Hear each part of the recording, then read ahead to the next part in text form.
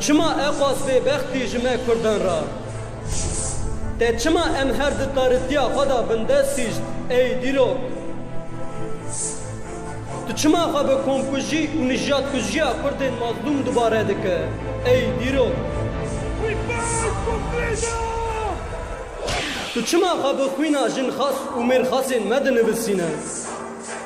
U çima behna xwina wan her ji te tê ey dîroka bêbert.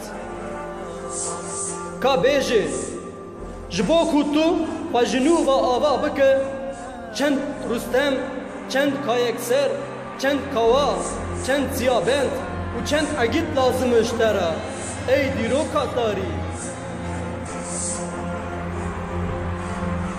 Ji bo ku tu ji bo me Kurdan ronî bibe çend Selahattin Eyyûbî, çend Ehmedê Xanê, çend Celadet Ali Bedirxan, çend Doktor Qasımlo, çend Gazi Muhammed, çend Cîrû zana lazim ji te re.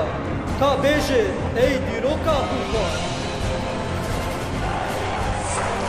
Ji bo ku Kurd û Kurdistan azad bibin, çend rol, çend meh, çend sal û demsal lazim ji te re. Ka bêjê ey dîrok.